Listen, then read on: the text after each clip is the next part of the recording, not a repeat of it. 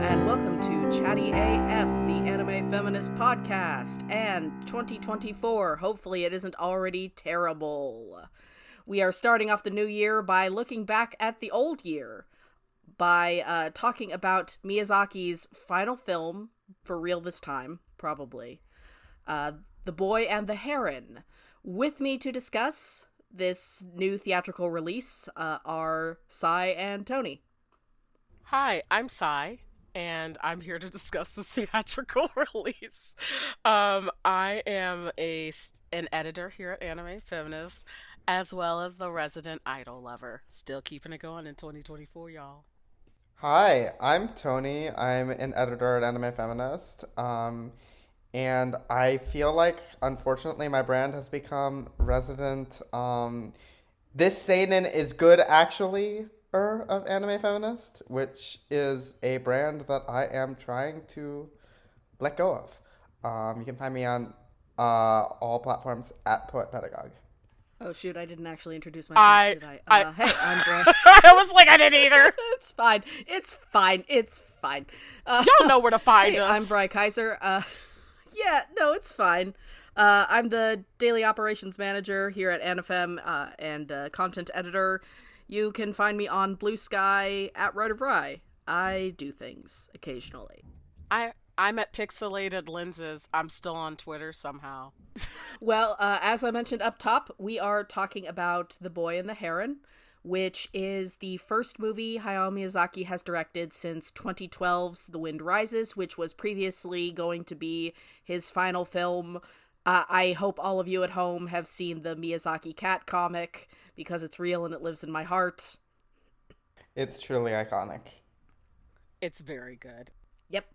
But this is actually the first time that we've talked about a Ghibli film on the AniFem podcast, period, I think, except maybe in passing. So before we get into it properly, let's do a quick temperature check, I guess. What are y'all's favorite Ghibli film, and when did you get into, or your favorite Miyazaki film, generally? This will be relevant later.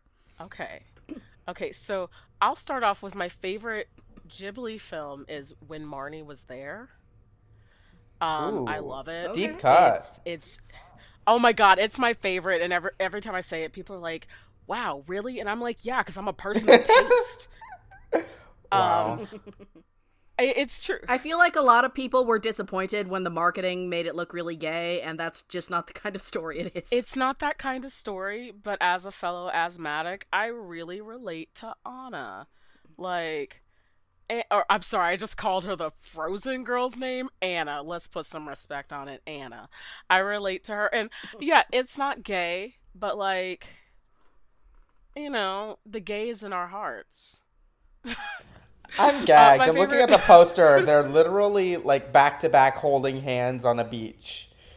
Yeah, I don't want to spoil it for anyone, but Toni, there's a reason it's not gay. Yeah. Okay. Yeah. Oh yeah, Toni. There's a big reason you don't want this one to be gay. It'd be okay. Noted. And then obviously, because I'm a tastemaker, my favorite Miyazaki film is Kiki's Delivery Service. Eternal. It's very good. It's very good. I grew up with Nausicaa, The Valley of the Wind, and I loved it so much because I was a little environmentalist. A little bit insufferable in it. Oh, baby. Baby environmentalist. And I think as I've grown up, I've really grown to appreciate Spirited Away. I think I relate to it really hard, especially as somebody who's moved from one place to another. I moved from the Bay Area to New York City, and I felt a lot like Chihiro. And I think that, I know it's the basic answer. I know it's the one that everyone says. But I genuinely think it's a masterpiece. And I love everything that it has to say about women's labor, about growing up, about being there and supporting your friends. It's just... It's so precious to me and special to me.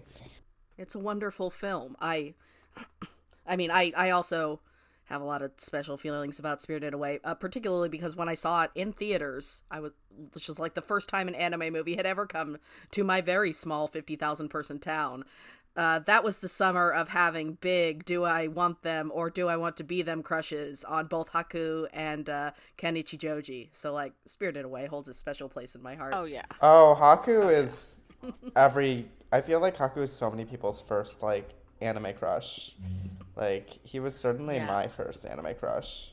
And I didn't even have the language to describe it. Yeah, because look at him.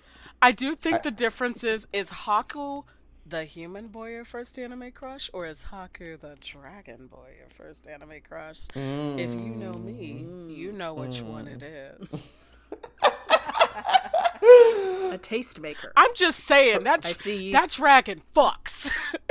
Like, that dragon is I hot. see that you too are a man of culture. Dragon's hot. Anyway, continuing. No, but my favorite Miyazaki movie is probably The Castle of Cagliostro, which is one of my favorite films of all time. I think it's just about a perfect fairy tale. It's simple. The art style has aged beautifully. The slapstick is amazing. It's full of heartwarming. I really enjoy the manga entertainment dub. It gets sort of divisive among Lupin franchise fans because it's so much softer than a lot of the canon. But I think it's both a wonderful film on its own and a really sweet, gentle kind of last job send off for the character. And I don't know, I think it's just perfect at being what it is. It's a wonderful film that more people should watch. I love We can have that, and we can have Woman Called Fujiko Mine. We don't have to choose. It's true. It's a huge franchise. There's been about 60 different Lupin characterizations. It's fine. It's fine. Have either of you seen other Miyazaki films in theaters besides this one? I guess Ponyo. And I did see the English dub with Miley Cyrus's, like, I did too. young sister. Okay. Oh my Which god. it slaps. I'm just gonna state that right now. I love watching Ghibli films dubbed. I really, really do. Like, I imprinted so hard on Kirsten Dunst's Kiki. Yeah. Oh yeah. It is immovable. Yeah. Well, and okay, so speaking of that, I know this might be getting ahead. How did we watch this Miyazaki feature film? I watched it dubbed. And it was funny because I wasn't originally planning to, but it was the only showing that I, like, could make with my friends. It was the only ones they could make and I could make. And I didn't mind the dub. I thought the dub was really, really well acted. Like, I was very impressed. And you know, Studio Ghibli movies really have a long history of having very good dubs. I mean, if I remember right, Neil Gaiman was involved in the script writing for the Princess Mononoke dub. And then, like, He did the localization script, yeah. which is part of probably why that localization is so damn good. No, I mean, I agree with you. I love Ghibli dubs. I think, and I do think they're sort of films with stunt casting that actually make their stunt casting bother to voice act, which is not the case, especially for a lot of 2000s animated films. I'm looking at you, DreamWorks. I'm looking at you directly. Yeah. Yeah, no, I do think, like, Ghibli dubs, and especially a lot of Miyazaki's films, like, there is a sense of, like, gravity because they are actors and they're not just, like, some guy coming in to give us, you know, a tepid reading as Mario. you know, to name a movie this year that had some guy coming in to, you know, just you know, give us the most do kind Give of us you know? nothing. I'm just saying. Yeah. Giving us nothing. Yeah. Lorenzo Music didn't die for this. Yeah. No. Like, Miyazaki films, they are here to serve. And they do. I remember watching Did you- yesterday with Dev Patel as I watched it in theaters with Dev Patel as the love interest, I believe, and Huh. that probably launched my crush on Dev Patel, just his voice. That good choices. Good decisions. Yeah. Wait, so did we all watch it dubbed? Because Yeah. I did. Yeah, I watched it Yeah. dub as well. Oh, no. No, the moment that I knew Robert Pattinson was going to be that gray Heron, yeah. So I guess none of us could speak to the Japanese He really side. hammed it up. Yeah, He like hammed it the fuck He's up. perfect. He was fantastic. There's a really wonderful Paste article that's just about how they put this dub together and the amount of care and communication with the Japanese studio that they did, and it's just absolutely so sweet, because part of this being a sort of send-off to Miyazaki's career is that they brought in a lot of actors from previous films, and they attempted to replicate that where they could for the English dub. So, like, Howl's actor plays Christian Mahito's Bale? dad. Excuse me. Yeah, in Japanese, and they brought him back. Well, it's like specifically the Japanese side said we got Howl's actor to come back and play Mahito's dad in Japanese, so they also went and got Christian Bale to play his dad in English. Oh, okay. I'm sorry. I thought you were just gonna call him Christian Mahito's dad, and I was like, we put some respect on Christian Bale. Okay, sorry. Yes. Someone's a little passionate. And there's a very cute anecdote about how Robert Pattinson came in like the first day and had a little notes app on his phone where he basically got the voice as it's finalized in the film already before they started recording, and that because he was so excited about it. Like, it's really cute. There's just a vibrant amount of love in this dub. You can feel the passion. I do think maybe some of the, like, granny chatter, the auntie stuff, doesn't necessarily translate orally the way it might in the original Japanese, and maybe sounds a little bit... That's the only place that I would point to that maybe sounds a little bit arguably stiff at points. I will defend these little grandma maids with my life. I love them so much. Okay, I'm getting ahead of myself. We haven't even talked about, like, what this movie's even about. Yes. Oh, one more note, and then we will get into the summary. There was a lot of talk before the movie came out, because the Japanese title of the film is How Do You Live? And that's the name of a book in the narrative that Mahito receives from his mother, and it's sort of it's relevant to the theme. Is like a lot of Miyazaki movies, it's an anti-war film. There's a lot of it's about conflict and how conflict arises because of how people feel like they have to do to live, right? So when it came out in English, everybody was up in arms that the English title is The Boy and the Heron, which is much less evocative on its face, I think a lot of people felt like. And that Paste article I referenced earlier sort of demystified that finally, that it was actually a request from the Japanese studio, because How Do You Live is an actual novel Yes. in Japan. It's a real novel. It's a 1937 that Mahito, novel, is reading. actually. Yes. Yeah. Mm-hmm. And it is not... And people apparently in Japan were constantly asking if this movie was an adaptation of this book. So there was a request that the title be changed for an international market, and the reason they ended up on The Boy and the Heron is to try to evoke some of the archetypal fairy tale nature of the story of the film. And I think The Boy... And now you know. I think The Boy and the Heron is actually a much more serviceable title, because while How Do You Live has an English translation, it was released in 2021 through Penguin. I think most people don't know that. Also, How Do You Live doesn't necessarily... What does that mean to an English-speaking audience that, like, might be coming from mainstream or likely coming from mainstream, and this is, like, their one touchstone into Japanese animated films? Boy and the Heron's... It is ultimately kind of better. I don't agree. I like the How Do You Live, partially because I think it captures a lot of the thematic ideas in the film. Like, so much of the film is like, what do you take with you that the previous generation is trying to, like, impart upon you, and what do you kind of let go of, right? And so much.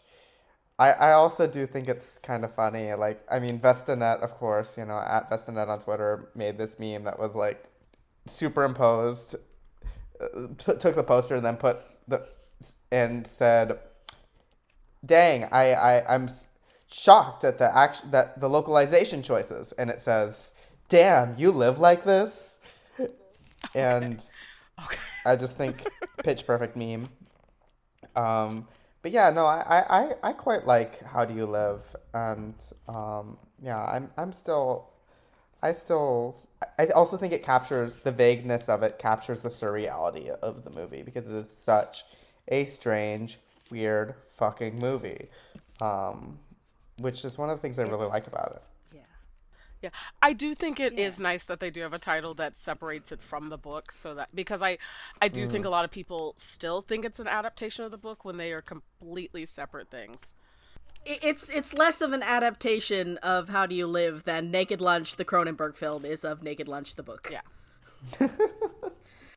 All right, so I think it's pretty clear from the chatter up to this point that we all really love the film and think you should see it. So from here on in, the discussion will be spoiler laden.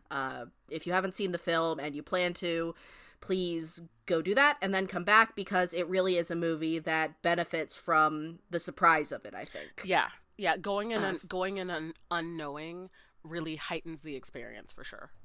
This movie just, I had no idea what was going to happen next at any point in the movie whatsoever. I had literally no idea what was going to happen next ever. I Ever. certainly didn't expect a little man to pop out of the Heron. Oh my god. I'm gonna be That real. moment. Didn't expect Robert Pattinson to be so scrungly in this one. Like, just It's the so little good. face. I'm s- I'm so happy for the degree to which Robert Pattinson has flourished into his weird little guy era. It's great. I'm It's so great. happy for him, honestly. All right, brief summary. In case you didn't listen to my warnings or you haven't seen the film for a minute and need a refresher. So this film takes place during the late stages of World War II and the Pacific War. Mahito is living in Tokyo when his mother is killed in a firebombing because she is in a hospital that gets bombed. And so he and his father moved to the countryside to live with his aunt, who is also his father's new bride and is pregnant. So Mahito is going through it.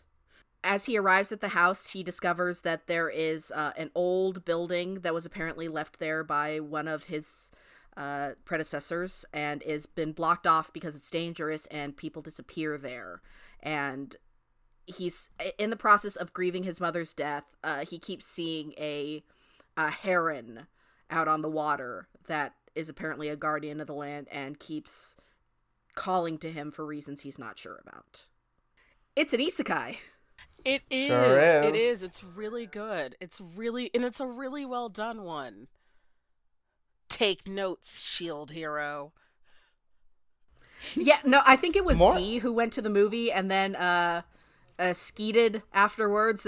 G, do you think that Miyazaki is maybe annoyed at all of the wish fulfillment god mode isekai that have been popular lately? Yeah, And I like think the thing is, right, like with Isekai has such potential to be like these really transformative, interesting stories about like alternate worlds, like similar to like what we get when we read something like Ursula K. Le Guin with the Left Hand of Darkness, and those visiting other world, like literal other worlds, or like any other like fantasy literature. But instead, it's these kind of boilerplate like garbage, you know, video game bullshit. And I really feel like The Boy and the Heron brings us back to the possibility, and what made me love Isekai so much, like, it almost reminded me a little bit of when I would read The Subtle Knife, in the, like, Philip Pullman Dark Materials trilogy, and just how thrilling that was when I was a kid. Just because I never knew what the next world Yeah. would bring. I do want to call you out and say that like shonen and male-centered isekai has lost its path, but there is a lot of like isekai that have female protagonists that have not forgotten what it is to be a powerful story. um, Mm. I I'm, think there is still that emphasis on the comfort narrative right now in Josemuke isekai. I think certainly not Boy and the Heron is echoing back to 90s isekai, which was almost exclusively a girl aimed genre with titles like Escaflowne and Fushigi Yugi and Magic Knight Rayearth, where those were also coming of age there and back again stories where this other world is wondrous, but it's also dangerous and not necessarily, a wish fulfillment location for the protagonist. It's refreshing for that alone, honestly, in some ways, this sense of danger about an other world, and a protagonist who is vulnerable. Yeah. It is interesting, though, because at the end of the movie, the protagonist does end up getting offered basically to become the god of this new world and stay there forever, right? That's kind of the implication, if I understand right. Yeah, well, but he explicitly rejects it as something that isn't valuable, as something that will be detrimental to him, to have this sort of stasis where he's in control of everything and he can build whatever world he likes and it can be a utopia, but it won't be real. What's real is taking the pain of his experiences and going forward and growing through those experiences to form connections with people he loves. Well, and there's also the fact of like Mahito recognizing that like he has within him, like I think he explicitly says the word malice. And that like, he understands that like he has growing to do that, like has to go beyond creating his own world. Like the world he's got to engage in, he needs to kind of, calling back to like when he does that very brutal scene of self-inflicting harm on himself with the rock. Like he's got to, he wants to become someone who grows past that. And I think that's also really interesting. Yeah, no, I think that's a really good point. That line is so impactful because I think that's also, and I don't think it's just about, and this is all exclusively to call out what the isekai genre has become, I think that's a viable read and not the only one, but it's also, a lot of that wish fulfillment fantasy in a genre that's so very full with ends justify the means slavery, among other things. This idea that this one person could start over in a new world and they'll make it perfect with no corruption or individual problems whatsoever. Yeah, and it's interesting because even the when the Parakeet King tries to kind of take over, right, and tries to take on that god role, and the parakeet, like the whole Parakeet Kingdom sequences often felt like a little bit of a collective hallucination. Like I was like, what is going on? Oh my goodness. Because like we don't really get like the world of this movie is very strange. Like it almost feels like a barren world except for the Parakeet Kingdom, almost like all of the people have like died. Like, I mean, we opened to a graveyard, right? Yeah. And we have the Anyways. pelicans who are like also in the act of trying to live while being put in a world where they are dying at the graveyard. Right. I wasn't. Yeah, that. Yeah, because the pelicans have been like they've been transported to this world, and they're just like they're hungry, and like unlike the parakeets who have found a way to survive, the pelicans really haven't. So like it is that dying world. Like they are from a world where they once lived, and now they're here, and like they're just trying to survive in a world where there's no food for them, Except for souls. So it is. Yeah. They eat Miyazaki's little guys. They eat Miyazaki's little guys. Because you can Wada-wadas. I love them so much. Wada. I cried during the scene where Mahito was like, first of all, I was crying the whole like first half hour of the movie. It was just so much.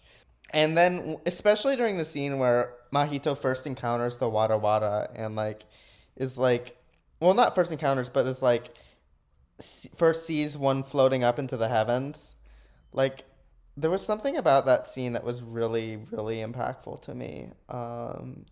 I almost wonder whether it's because it's like kind of the first moment that he has to kind of like rest and process that like, hey, I'm in this new world. Well, and it's kind of it's kind of a big encounter with life, right? Like, because this movie, I think it's easy to compare this movie to a lot of other Ghibli films, but the thing that kept coming back to me was Dante's Inferno and Purgatory. because Right. like he's kind of in this, like, and he's really moved by this like act of life and like this cycle of death where the pelicans are consuming the warawara and like Right. there's really nothing that can be done. There's like one person who can Mm. stop it. um Who would be stronger, the vicious cycle of violence born of desperation, or one really hot woman? yeah, can we call her hot? Can we call her hot, giving the reveal of who she is? Can we Wait, wait, call, wait, well, wait, I wait, guess we wait. can call her. Which one are we talking about? Are we talking about Kiriko or are we talking about uh, Hime?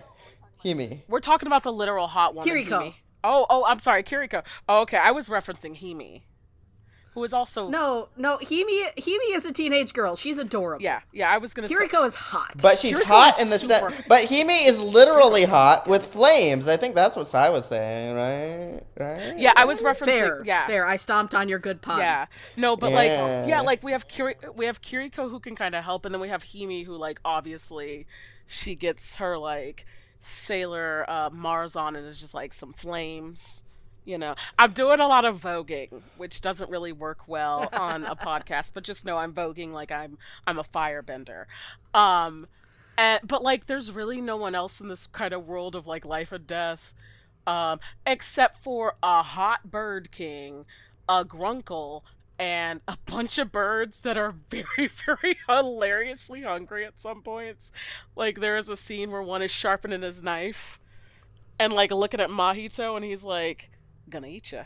But like, yeah, this world's kind of. You're right, Tony. Like this world is very devoid of life, in a kind of beautiful way, and in a really haunting way. Yeah, it feels very It's much like the transitional space, like that kind of like you were saying, the purgatory almost, or I don't know. I'm like thinking of like what like a Buddhist equivalent, like this. Like my read on it was that like it's the space where souls go between lives, right? It definitely feels like that liminal space, and like the movie really plays with liminality in a really interesting way because it's so depopulated. Like there's just these big sprawling kind of times of nothing where it's just Mahito and the scenery and the heron. We can't forget my guy the heron. Hot Right. mess heron, hot mess bird. and it's like, especially in that opening scene with the Wada Wada, it's hard not to uh it feels almost like overstating it, right? To be like, how much is this scene specifically uh going full allegory mode Hmm. about World War II? There's a lot of, I think one of the things that I kept on thinking to myself as I was watching this movie is that spirited away, I feel like the allegory and the symbolism is really, really clear. Like the water dragon and the way that it's full of the river spirit and the way it's full of garbage represents the way, that our society treats the environment, right? And, blah, blah, blah. It's very, very clear symbolism, right? And this movie felt a lot less, like, obvious in its allegories, right? Like, it felt almost a little bit more of a, like, personal in that sense, because it feels like there's a key to this film that probably exists in Miyazaki's head for what it represents about his life. It almost feels like a dream that he just put on screen. Not, and I don't mean that in a bad way. I mean that in like an interesting way. But none of us are ever gonna see that key, right? So we could make a whole bunch of guesses about like what it might mean about like Miyazaki's life or about like his interpretation of World War II. But there were a lot of moments, right, like where I was just like, what does this mean? I don't know. I can say that one of the things to keep in mind, and this comes from IndieWire, in an article by Bill Desowitz. Thank you, Bill. That it is one of the things that affected this film was Takahata Isao's death in 2018. And if that name isn't familiar, Takahata Isao was the co-founder of Studio Ghibli. He and Miyazaki had a very close relationship, obviously, because they founded this, really influential studio that also has a lot of love put into it.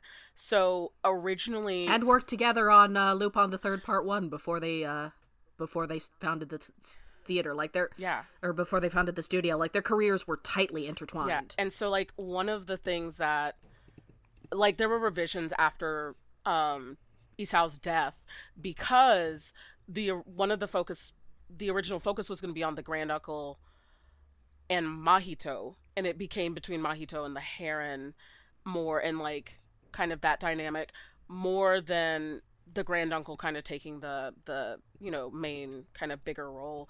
And a lot of Miyazaki's memories of their storytelling also kind of come into play. So I think like that's at play, but you're right, the allegory kind of feels like a dream.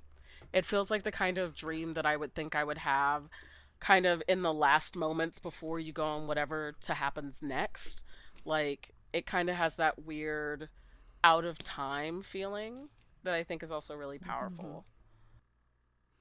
Yeah. Oh, I want to correct myself from earlier in the podcast. The dub article I was referencing is also from IndieWire. It's not Paste. But no, I think, yeah, I don't mean to say that there is like one tight allegory that runs through this entire film, because I think definitely there are folks who have proposed it as like these are sort of the characters sort of represent folks folks Miyazaki worked with, with Takahata as the Heron, for example. And I think there's an element to that. I think certainly I walked away from that last scene feeling with the magician feeling like, oh, so Miyazaki's finally apologizing to Goro. Cool.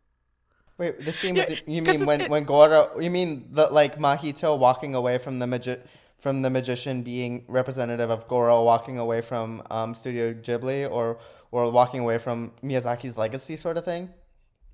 No, walking away from his kind of shitty dad. Sorry. And it being the right thing to do. Yeah. And like Goro was a producer on this film. Yeah. Not to call Miyazaki shitty, but like he's not, I would say he's maybe not the kindest father. Everything I know about his relationship with Goro makes me feel horrible for Goro. Frankly, everything I know about Miyazaki as a director speaks to me of this man made beautiful art, and wow. Yeah. Yeah, because that last scene where he does walk away, it did feel a little personal. Not gonna lie. It is interesting because one internet theory that's being posited is this is like a call out of his son. Y'all. Call out? This 82-year-old man has so many other things to do.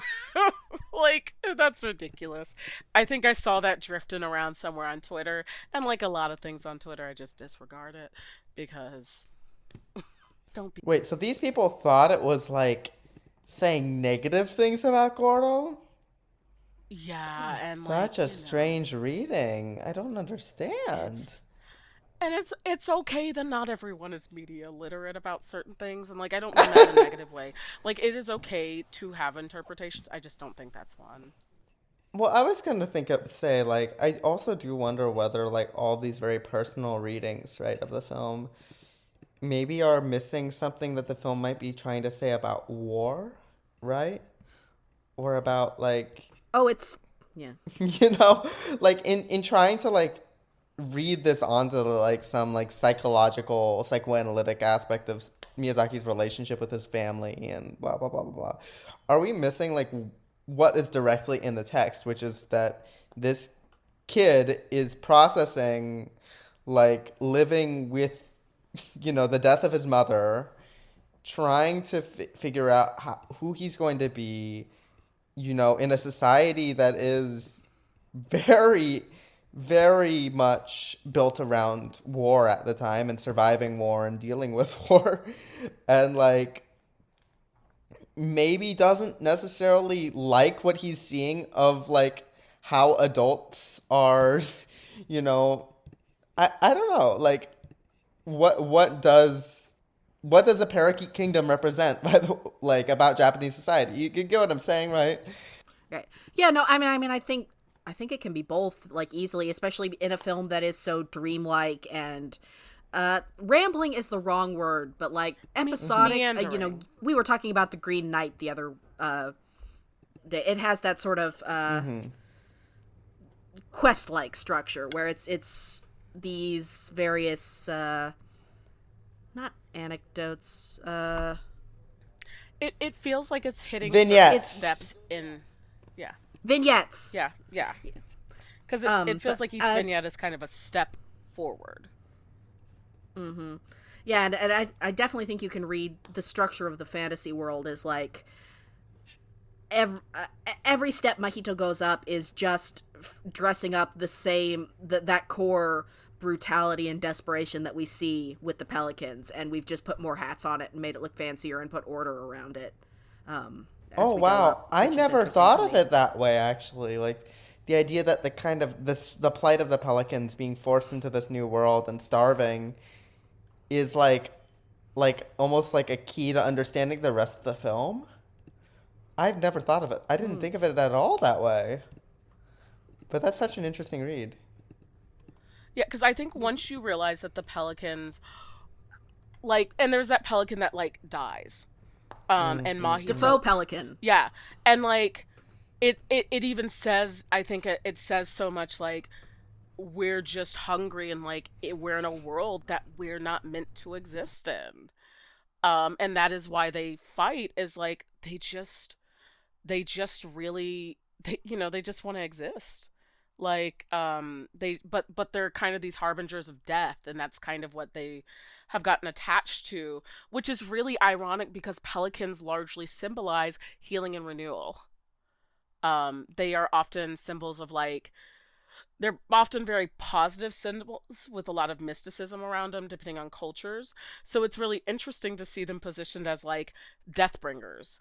And but like it's the situation they've been put in. Like, and I do think when you compare that with like the real world situation happening in the movie of, World War II, where like, Japan has a much different relationship to that than I would say like Americans, who came out part of the victors. Like victors always have very different relationships to harm, even if a different group, and I mean like, we know Imperial Japan did really horrific things during World War II. But like the citizens, like Mahito and his mother and his aunt, they didn't, they were just caught up in it. Like they were complicit by proxy of being in the wrong country. And I think when you pull that pelican metaphor in, yeah, oh yeah, that's a spice of life. Well, and I think what makes it so rich is that it doesn't map cleanly into like, and the pelicans are the Americans and the Wada Wada are the nation of Japan, because like there is that element of it is like the Americans are the aggressors and committed horrific acts of violence against the Japanese people, but there's also, Mahito's dad is a war profiteer, and so he's in some ways just as culpable in causing these innocent civilian deaths. Yeah. Everyone kind of suffers. Did either of you see The Wind Rises? I did, yes. I haven't. It's so The Wind Rises is a semi-biographical film about the man who was an aeronautics engineer, a very passionate one, who ended up designing the plane that became the Zero bomber. Oh wow! Yeah. Oh my god! Oh yeah. And it's very much. I cried when I saw that film in theaters.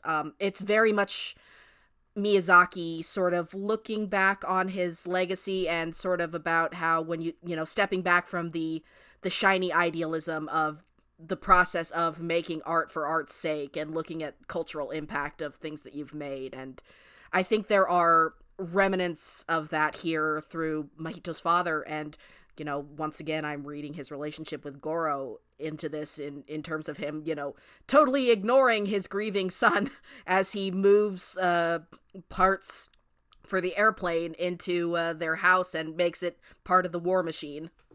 Well, and just like in the way that his father just kind of reacts overall, right? Like I'm thinking of like when Mahito comes home from school, has bashed the side of his head in because like he needed, in a very child logic way, an excuse for why he got the shit beat out of him by these other kids who clearly beat him up because he is experiencing the war and the war effort very differently. Like this kid doesn't have to volunteer. He's not having to do agricultural.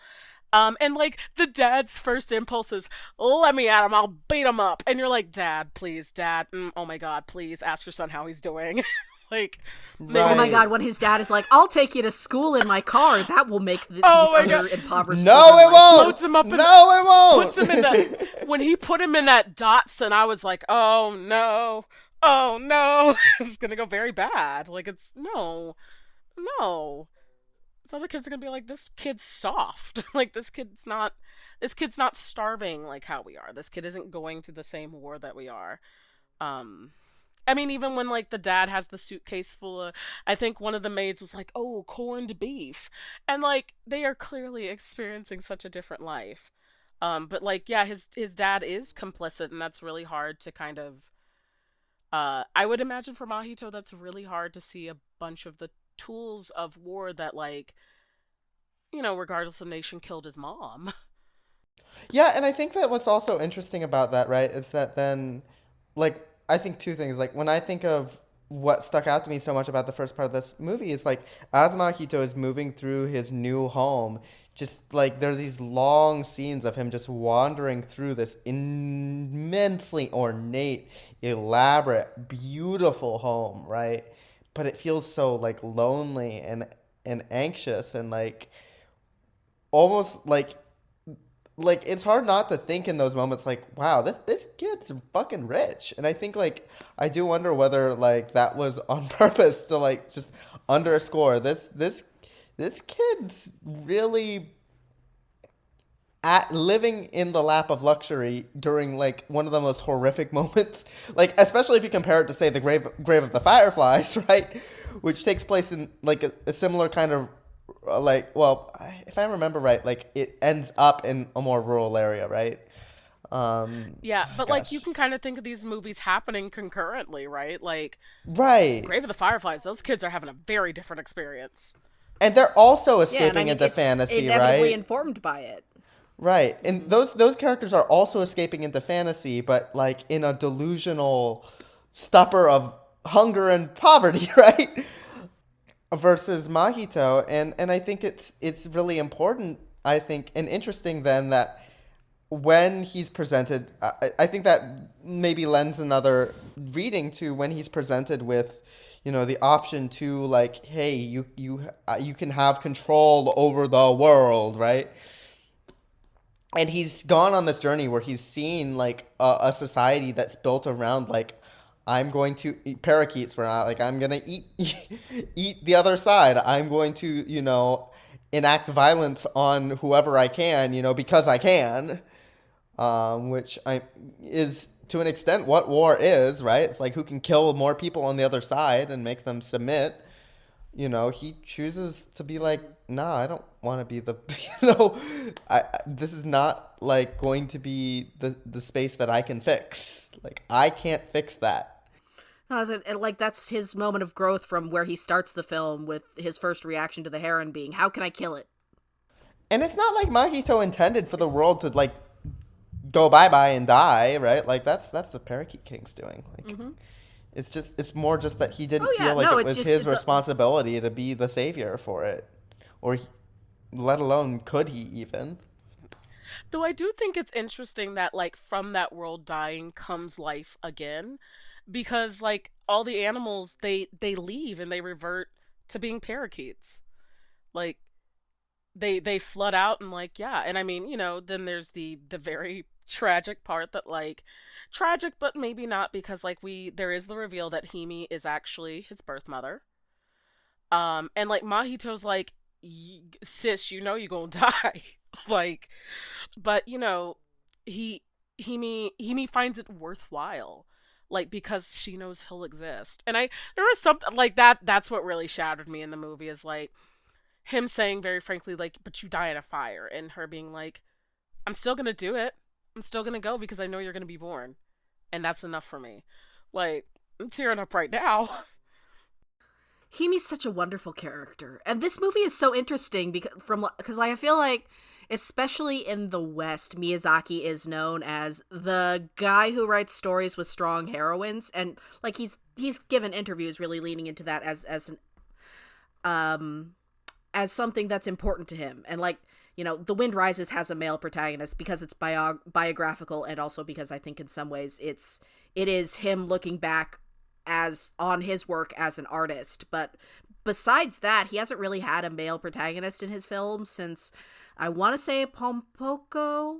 That wasn't Not him. Pompoko. Porco Rosso. Porco Rosso. Porco Rosso. Yeah, Porco Rosso, which is also a movie about war. You know.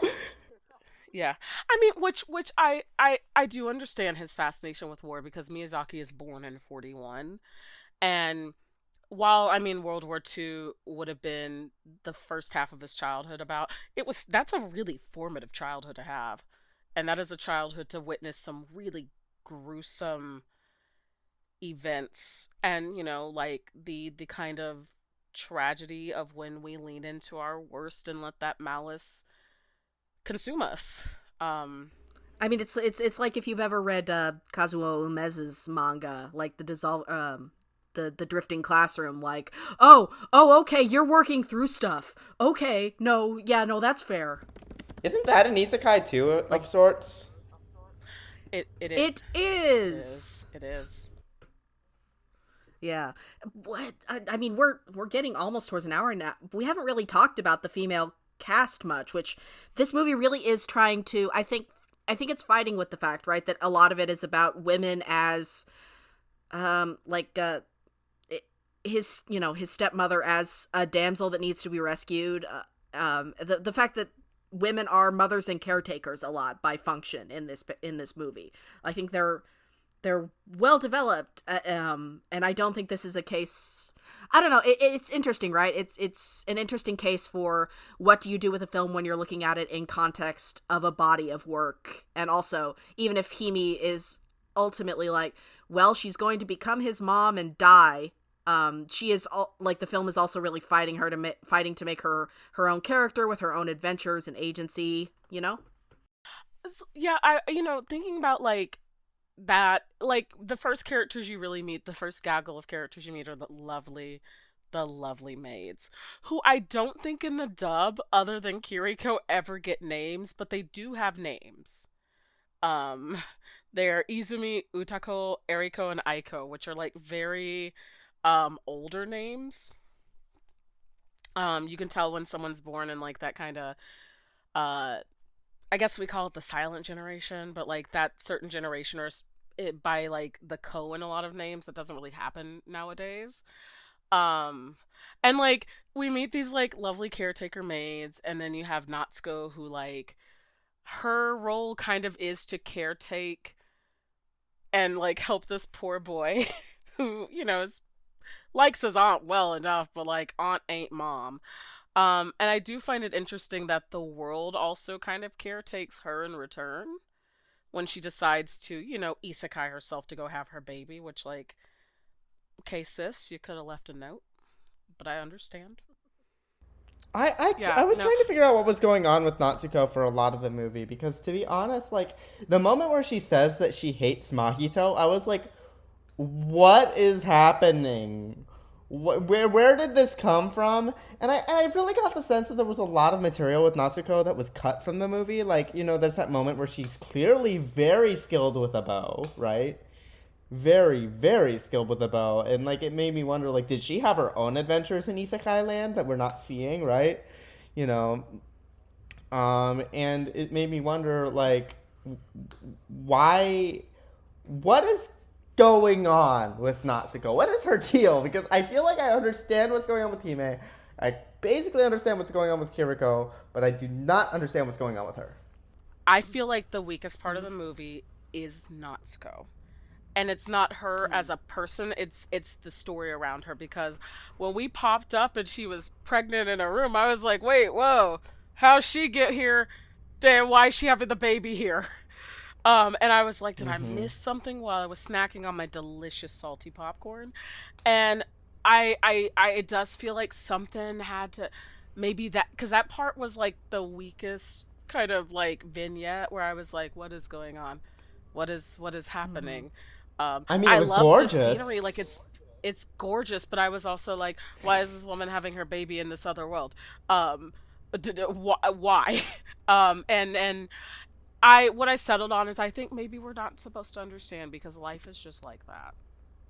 I'd agree that Natsuko is the weakest part of the film as written.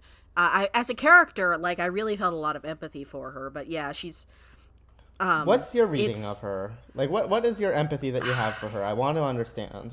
Not that I like, don't, but I just want to understand your perspective on her. no, like, Natsuko is the one character where I really loved watching the dub. She is the one character where I had this feeling of, like, is there some subtlety that didn't make it through? And I don't have an answer to that. People who watched the sub, if you want to tell us about that, I would love to hear it. But to me, Natsuko is a character who is struggling with so much guilt. Like, she married her sister's husband, and like, it can't have been long after the funeral. Did they meet at the funeral? And you know what, when she's in her sick bed, she's sort of murmuring to herself about how she was supposed to protect Mahito. And she feels like it also, apparently, you know, I think she's channeling a lot of the guilt she probably feels about marrying his dad into this failure around his injury, and the fact that, like, he doesn't really like her, and that's probably hard for her. But, you know, you can't be mad at a kid, because of course he doesn't like her. That's entirely fair for him not to like her. So I think, you know, she's running this entire household by herself, which we don't know the extent to which she was required to do so before the war, you know, probably to some extent, given her prowess with the bow. Well, and all, but I don't know, because, like, she is moved to that rural estate. Like, she was not necessarily residing there. And so, like, right. It's probably really overwhelming for her to suddenly be in charge of this massive house. Yeah. With like 5 grannies to run it. I also feel a little bit grannies. like, boo-hoo, you have property, you know? It's like, okay. There is a little bit of that, but like, yeah, she's better off than a lot of people who don't have any kind of means and or a rich husband. But I think, like, the trauma of her situation interpersonally is still real as much as it is for Mahito, you know? Oh yeah. And yeah. I do think it's to worth lose your remembering sister, that, right? Like her grief is like Yeah. is not really, her grief is something she has to hide to be strong to support him, right? Well, and like who's to say that, like, she wasn't, that they didn't come to an agreement without her word of, like, oh, well, you can just marry her sister, like, that'll be good, you know, like, for all we know, like, while she does have property, like, it's by proxy of her husband. You know, like, I don't know, maybe she wouldn't have that. And I do feel that empathy for her, because, like, she is ultimately still a woman in the 1940s. And, you know, yeah, she going through it. And it is frustrating that we have to guess all of this, because we don't know. And, like, I feel like the film gives us relatively little time. I don't, because at least to me, it's not a matter of Natsuko isn't action-oriented like Hime and Kiriko, and therefore she's less of a good character.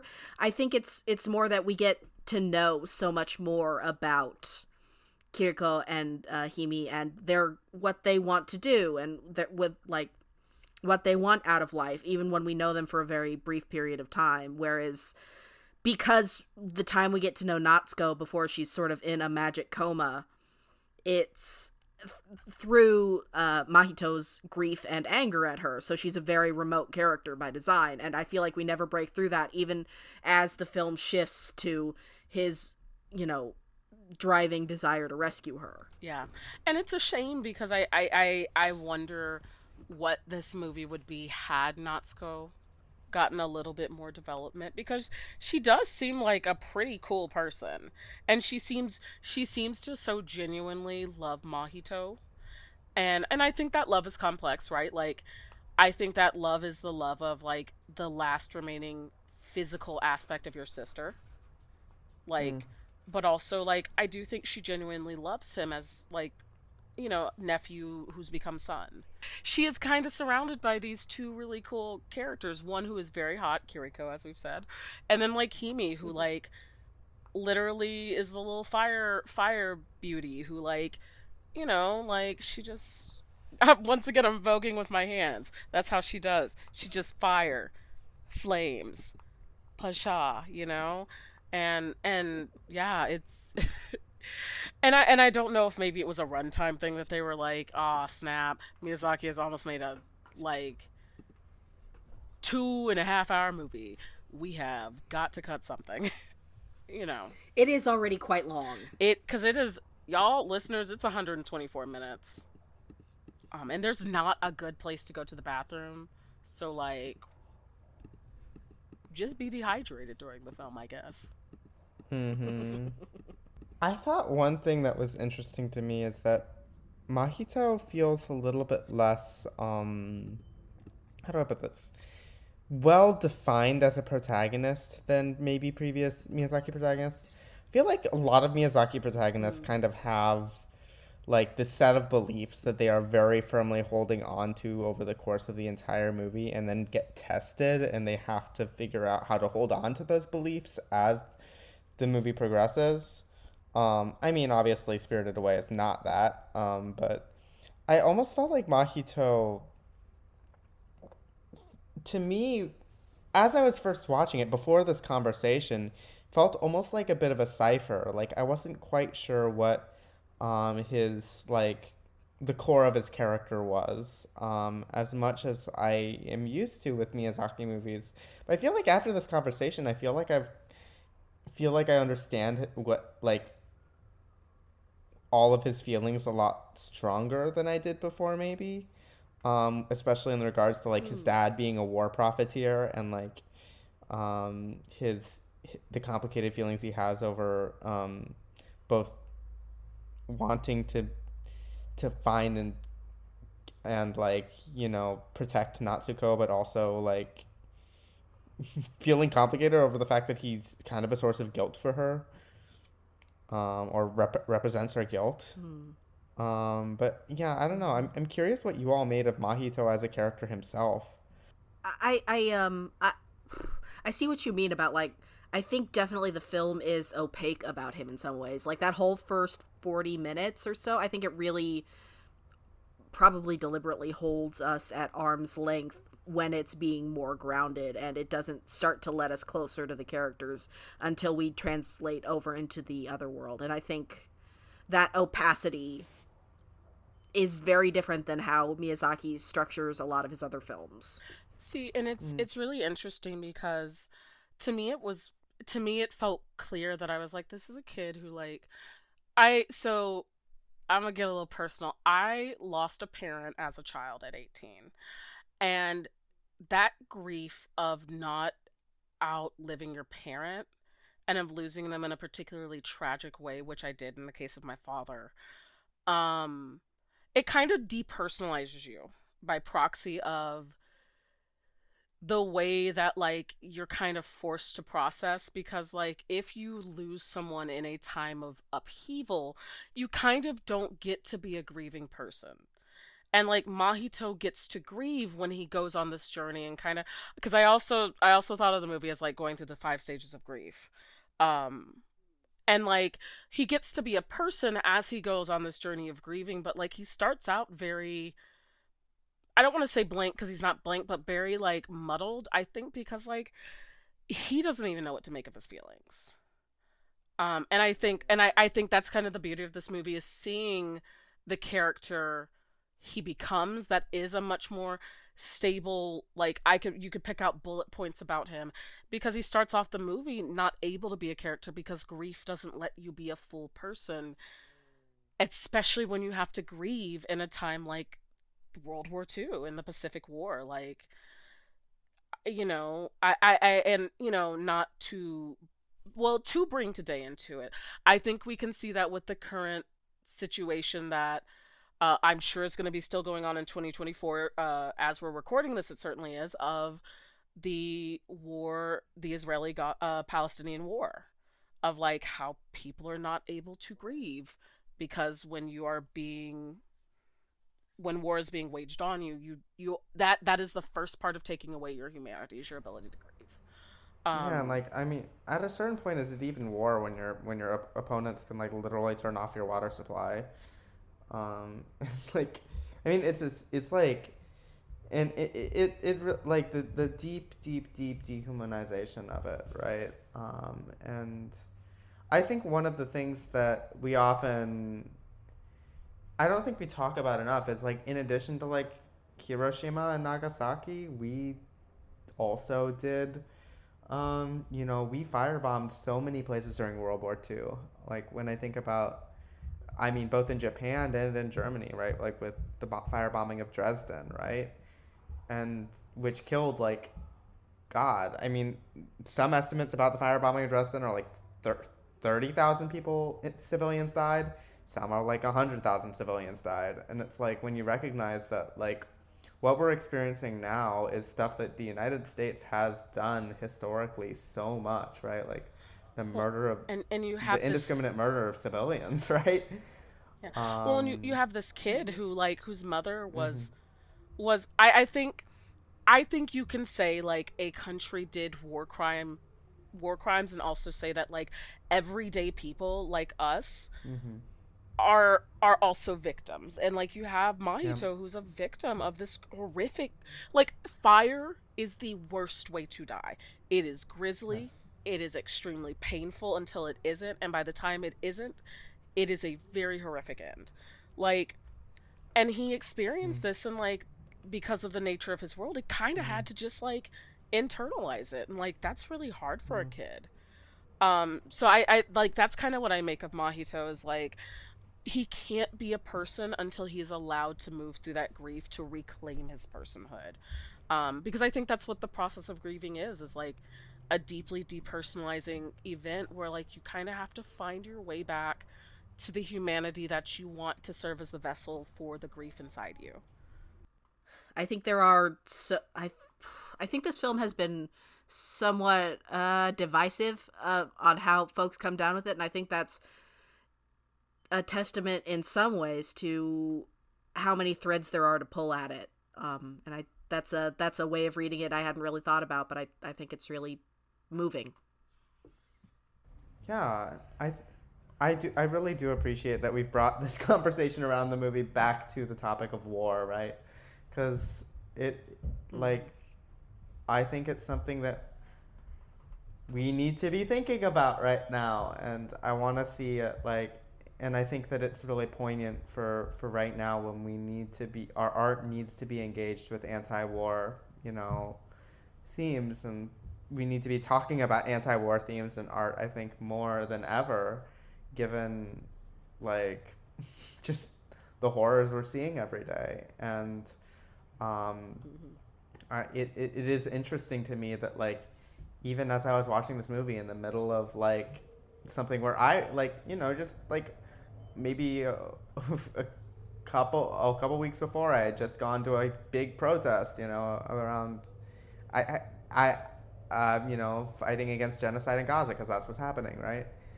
I still had not made that Mm-hmm. connection, right? And I do wonder whether that speaks to this kind of, the lack of an an anti-war lens necessarily in media coverage of these kind of films, and I would like to see more of that kind of anti-war lens. So I mean, it was a Miyazaki that gave us one of the most perennially useful screen caps ever, right? Better a pig than a fascist. It's so good. It's so Mm. good. That's my guy. Yeah, go watch this movie. Go watch some of Miyazaki's other movies, especially the ones mediating on war. Nausicaa, Mononoke, Wind Rises, Porco Rosso. The man made some good movies. All right, that brings us about to the end of this discussion. Thank you so much for joining us, AniFam, whether you're listening or reading along. We are so glad to have you. If you liked this podcast, you can find more from us by going to animefeminist.com, where we've got articles and podcasts for your perusing pleasure. You can also go to our store at animefeminist.com/store, where we have cool stuff that you can get, like trans magical girl stickers and watch more shoujo mugs. They're very cute. If you really liked this, consider tossing us $1 a month on Patreon or Ko-fi. That money really, really helps us to keep doing what we do, to pay our contributors and our editors, who all work extremely hard, and we constantly wish we could pay them more because they do good work, and I am proud to work with them. You can also find us on social media. We are no longer on Twitter because it's a dumpster fire, but you can find us on Blue Sky, mstdn. Actually, you can just go to our Linktree, which is linktree/animefeminist, but we are on Mastodon, Blue Sky, and Tumblr as Anime Feminist, and we are on TikTok and Instagram as AniFem Site. Thank you so much, AniFam, and we'll catch you next time. Happy New Year!